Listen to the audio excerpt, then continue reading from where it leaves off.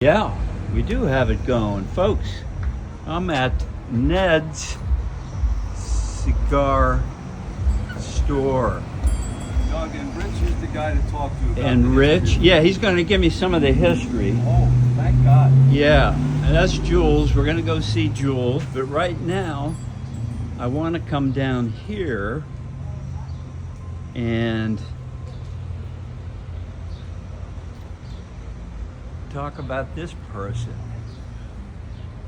Okay, we're in Newtown, Pennsylvania. Main Street, USA. It's State Street. I don't know why they didn't call it Main Street.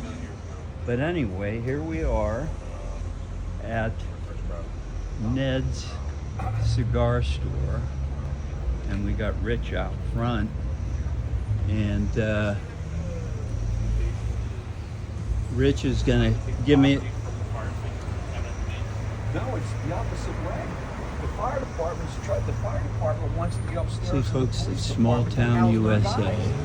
It's a wonderful town in Pennsylvania, my home state. Anyway, we got Jules, today's proprietor, right? Yeah. Per diem proprietor. Yeah. And we're going to go inside and talk to him a little bit. But Rich, tell me the history of Ned's, the history of this war hero that we took a picture of a little bit ago. Edward Ned Maher. Okay. Yeah, Ned is his nickname because there was a lot of Eds and Edwards in the family. So Yeah. He opened Ned's in 1940. Before that, it was a lamp shop. Lamp, bulbs, batteries. Get out. He opened in 40. Lamps, and- like they got bulbs and battery stores today. same thing. What goes around comes around. So in the 30s, it was a lamp and battery and bulb Yeah. shop. Yeah. Other little electrical devices. But I gotcha. Ned came in 1940 and opened Ned's Cigars. You could actually kind of see the writing underneath the sign. It used to say Ned's Yeah. Tobacco, Pipes, and Cigars. Oh, tobacco and pot. Yeah, of course. Yeah, so, What year do you think that got changed? Uh, Just cigar. I would say maybe because the previous owners, some carried pipes. Matt and Jules carried pipes, tobacco for a little bit. They're trying to Yeah. get it back because there's really no place that carries the loose tobacco anymore. Sure. But it's been a cigar shop now 85 years. Ned was in the military and, of course, went off with some of the boys from World War II. Okay. And him and the guys went off to the European and Pacific theaters. About 3 or 4 of them did not return, Ned being one of them. Get out. Yeah, he passed Anzio Beach, invasion of Italy, in 44. Yeah. He's actually buried there. He's in the cemetery with American soldiers there in Anzio. Okay. But his family kept it running after that for a good long while. Yeah. And then after that, it changed hands a bunch. There's been about a dozen owners. Got it. And Matt and the group that own it now came in, I want to say 9, almost 10 years ago. Yeah. And because the previous owner had passed, he was very young, Okay. about my age, 50. Yeah. And didn't have any kids. So the landlord kept it in escrow until Matt and Heath and the guys came in and bought it and bring it back to its former glory. I love it. Now, we're going to enter because I'm sweating like a pig. It's hot out here. We got, look at this, cigar box. $2. This is, And all the proceeds go to charity. I love it. Make sure you get a picture of this. Okay, let's have a look at this too. Does this work? No, some kids treat. broke the glass out of it, but Those kids. the main reason I want to show it to you is because of this. Yeah. Okay. Now we're inside and the air conditioning's on in here. Yep. Okay. Also, Matt's running a special. So, July, buy if 4 you look at this cigars, picture, and you get, Okay, let's have a look here. these barber poles. that is Yeah. Edward Ned Maher. Oh yeah. In the doorway, you see the same thermometer, Yep. and that's him in getting ready to go off to World War II. Jeez. And seeing him off is the last surviving veteran of the Civil War, Get Mr. Duckworth. Duckworth. Yep. Is that name still around in Bucks County? It may be. It may be. But yeah, a little history, and you can see the article about when he passed and his. Obituary. Yeah, he was a third fatality. There was, I think. And you said Anzio. Anzio Beach, Italy. Yes. That's yeah. I guess that had to be. There was, I think there was another gentleman who was Merchant Marines that passed. A few of them. I hear you. But Can you get it up there? Yep. And then if you get a picture of the other one, these are all the boys. Okay. All the boys going off to World War II. Yellow footprints. Okay. And it says on the Okay. back. And you have a bunch of them. Exactly. Yeah. There's Roy Goodnow in there. 69. The good nose. Yeah. Yeah, it was 03. Ned Maher. Yeah. And Bill Grace. Actually, I went back. Grace. I Yep. remember that name. That's There's Stan Sutton. Okay. Cliff. He's got a banner on the street too. He passed too. He died Yeah. in the South Pacific. 87. Okay. And Yeah. Roy Goodnow. He's long Yeah. gone, but His name lives on. Huh? yeah. So you can see all these guys at the train station, which is now the lumberyard of Newtown. Oh, so they went to the train station to head off to war. Yeah. Right here in town. Yep, and 3 of them did not return. Okay. But that's why we had started the hometown hero banners you see on the street. They're all the fallen veterans of Newtown from the Revolutionary War. Yeah. 5 gentlemen all the way up to 2 Council Rock students that lost their lives in Afghanistan and Iraq. Actually, when Washington was getting ready to cross the Delaware, Yes. Continentals marched from Newtown up to Washington's the area that's now called Washington's Right. Crossing, Jules can tell you all about and they reenact that march every December. Wow. Yeah. That's. In fact, my wife's going to run in a 5K there tomorrow, Okay. which they have. I won't be running. Okay. Okay. The only thing I ran from was The police? no.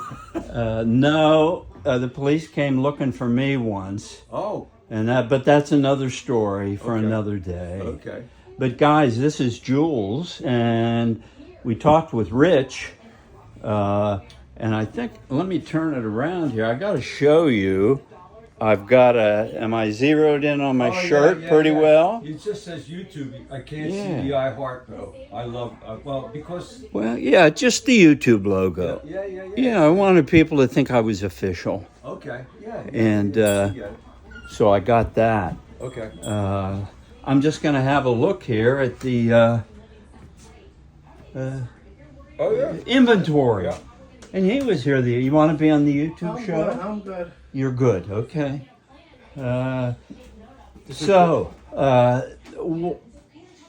Why do you? Is there a certain position you put the inventory in a certain shelf because it's at eye level or most popular? Or what do you think, Jules? Yeah, that's Matt, who's the general manager who you spoke to before. Matt, actually sets them up. Okay. He has an order, and I try. And he knows. He knows. Yeah. I try to get it in his head, but every time I do that, I get totally confused. Yes. Yeah. Yeah. Well, But he has an like sometimes when an order will come in, I'll just replace boxes with with the order that come in, and Matt will come in and just move things around to the way he likes them. So the way they're set up now, and you notice they go from light to dark. I didn't notice that. And light to dark is the more mild cigar to more full-bodied cigars. And it's the same way, and you'll notice the more full bodies are up here. Yeah. And you got the lighter, and then you have the dark, bit darker wrappers. And let me ask you this. I'll zoom in on it. What's the best seller? What's the best? You know what? Yeah, what do you think? At least this season. One of the fastest sellers are the Padron 3000s. He can't keep them in. Look, there's only one there. They came in last week. There's one in the corner. How many were in that box when you got it? 25, I believe. The Patron. Padrones, yeah. P-A-D-R-O-N. Padron. And where do they make those? Are they Nicaraguan? The I Padrones? don't remember. Yeah, they could be. Yes. Yeah. I'd have to Google that. Yeah. Okay. I want to go into the, what do you call this area over here? Lounge. This is the lounge. The brain trust. Okay. And I know that's your seat right there. This is my seat only because when Yeah. the place gets full, I like to be able to get up and take care of customers as they come in. Yeah. Now, in the old days, was this 2 stores or was this always 1 store? Always 1 store. Okay. And we got we do business out there, and it's party in the back. This is cool. We sit here and solve the world's problems. Yeah. Yeah, but nobody listens to us. Yes. Ever since I became a senior citizen, I got used to that. Yeah. You know. Okay. A couple questions for you, Okay. and if you get a customer, we'll understand. Where were you born, I was Jules? born in Germantown, Philadelphia. In Philly. Okay. What year? I was born in 1950. 1950. I turned 75 the 24th of this month. Nice. You're in good shape. We're both in good shape for being old guys. For being old guys. Yeah. I attribute that to being a canine handler all those years because I did a lot of running. That's right. Law enforcement. Tell me about that career. I started in law enforcement. Let me mute this. Yeah, that'd be fine. I started in law enforcement in 1982 when I went through the Philadelphia Police Academy, and Yeah. Is that mute button working? You need new batteries. I had it backwards. Oh, yeah, I do that too. Yeah, 1982. You started Philadelphia Police Academy. Yeah, it was a 5-month. Back then, it was a 5-month course. Okay. And when I graduated the police academy, I went to the 19th Police District, which covers parts of West Philadelphia. Okay. And then in 1988, I transferred to the Canine Unit. Yeah. And I retired out of Canine in 2005. How was it you moved to the Canine Unit? Why? How? What were the circumstances and so forth? The reason I wanted to get out of I wanted to do something that was specialized. Yes. And I used the year I had an amazing year in 1985. Mm-hmm. So I wanted to use the experience I got there as a resume or as interviews when I went to like Highway and Stakeout, and which is now SWAT and Canine. Got it. At the time, I put transfers into Highway and SWAT. I got accepted. I qualified for SWAT. Right. But I talked to a guy. I talked to a canine handler, and I was on a radio call in the park at Fairmount Park. Yeah. And he told me, look, he said, Canine's looking for people. Huh. So I put my papers in. Yeah. And a month later, I was transferred. Why or why not would somebody want to go to Canine? Well, I mean, maybe not you necessarily, but you said they're looking. I would think that people would love to do that. Yeah, but you know, just like anything else with attrition, guys getting promoted out, and guys retiring, the numbers needed to be filled out because at that time we had 125 canine teams. At the zenith of canine, there were 60 canine teams assigned to transit. How many dogs were there for that big of a staff? 120. There were 125 dogs. So, because I guess the handler has to stay with his canine. Yes. Yeah. I'm guessing. Yes. Okay. So, how many years then did you do with the canine? 18. In 1995, I was transferred to the training end. So I was a canine handler / trainer. Got it. From 1995 to when I retired in 2005. Okay. And that exposure was amazing because I trained hundreds of canine teams. Wow. From as far north as Maine, and departments down south that came up.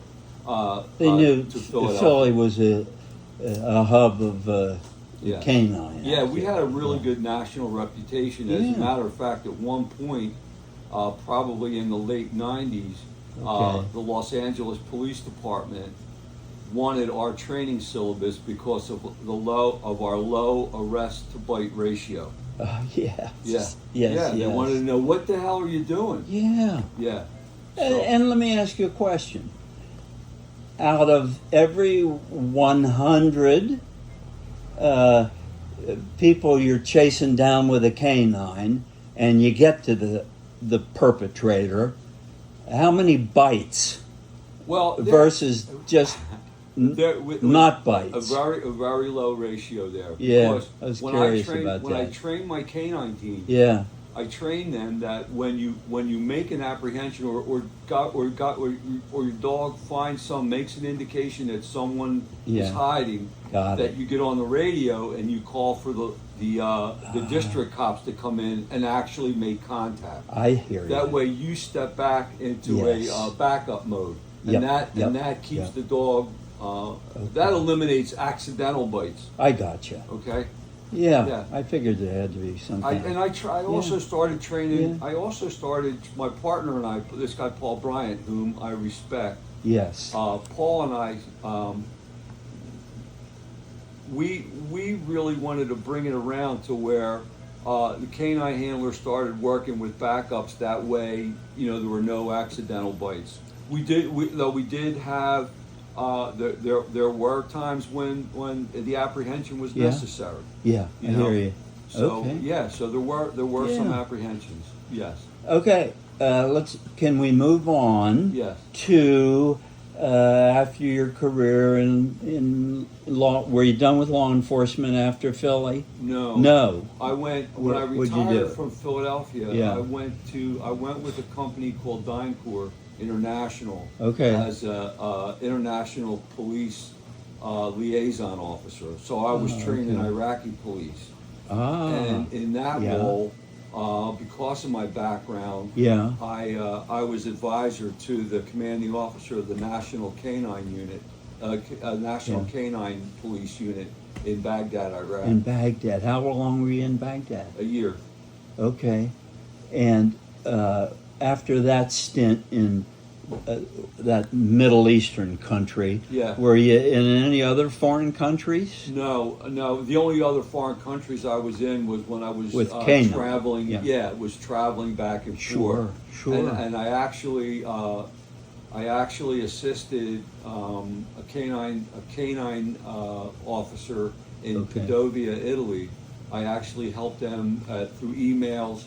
And when this particular handler came to the States, he actually came to Philadelphia and trained with us. Watched us train.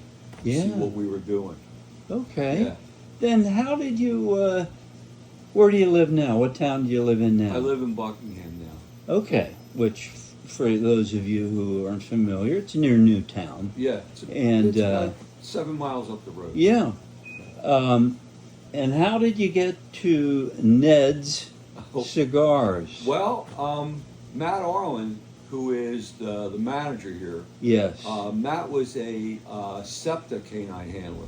So Matt and I knew each other, I would come in to visit him. Yeah. And when at one point, Matt was sitting right by the counter, and I was sitting in that chair there, and Matt said, "Jules, my son just got a real job, and I'm working like 7 days a week." Yes. I said, "Matt, you can't do that." So he handed me an application. Yeah. When was that? That was last September. Oh, okay. Yeah, so I'm coming up on a year here. Are you? Yeah. You're going to have a celebration or light a cigar? I'm going to come to work and light a cigar. Yeah. Well, that's cool. Let me ask, family, the kind of family that you grew up in, and where was that? I grew up in Germantown in West Oak Lane. Okay. And then that's a section of Philly. Yeah. And then in 1964, my mom, I had a baby brother that died of neuroblastoma. My mom couldn't live in the house anymore. Oh my God. So we moved. How old was a baby? You Two said? going on. He died just before his 3rd birthday. Ah, for crying out loud. Okay. My dad had to get her out of the house, so Yes. we bought a house in Holmesburg. And Okay. I lived there until I went in the Marine Corps in 1969. Yeah. And then, and the rest is history. Yeah. I actually, and then after I got back from Iraq, I started a dog training business. Yeah. And when I was training police dogs, I wanted police officers have what's called an MPO number, Municipal Police Officer's Number. Yep. And it shows your certifications are up to date. Okay. So I wanted to get back into police work, so I handed my application in to the then Chief Wojciechowski of the Newtown Borough Police Department, Yes. who was a Philly cop. Ah, He was in the okay. bomb squad down in the city. Yeah. So when I handed my application to him, Yeah. he hired me right away. Yeah. Even though he didn't need people, what he said was, "Look, your MPO number is about to expire. I'm going to hire you." Yeah. He was a great guy. And I went up to the training center, did my 3 days of in-service, and my number was updated. Yep. So I stayed in the borough from 2007 to 2009 when I got hired by the township full-time. I gotcha. Okay. And so when did you finally retire? 2002. I was 72 years old, still pushing a police car. Yeah. Family today. What kind of family you got? Where are they? This is a great Yeah. story. Yeah. I'm married to my wife Christine. We've been married. We just had our 54th wedding anniversary. Wonderful. Wonderful. Last month. Yeah. My daughter lives in West Philadelphia. Okay. Because they love that. They Yeah. love living down there. I understand. And then my son, believe it or not, without knowing, my son bought a house in Germantown, about 7 blocks from where I was born. I'll be darned. Yeah. Yeah. Unbeknownst to anybody. So I'm getting ready to. I'm gonna go down and have dinner with him, a Father's Day thing, because he's now a dad. He has my 2 grandbabies. Oh, you got 2. Yeah, Wonderful. My grandson Wilder, he just turned 3. Yeah. And my granddaughter Juniper, she just turned. I love the name. She's amazing. Yeah. She turned 1 in March. Yeah. So we're going to have a Father's Day dinner, a late Father's Day dinner next week. Well, that's and cool. I intend to during that I'm going to go down there and take him to dinner, and then I'm going to drive him around and show him where all his family's from. That's a thrill to be able to do that. Yeah. Yeah. I wish I could someday. I grew up in Pittsburgh, but I've been back there forever. So I know. Yeah. It's fun to go back to the roots. Yeah, and I forth. can show him my house. I can show him where my grandmom lived. Yeah. And where you went to school. Where I went to school. Neighborhood schools then, right? You could walk to school. Yeah, I went to Holy Rosary Catholic school. Yeah. It's not there anymore.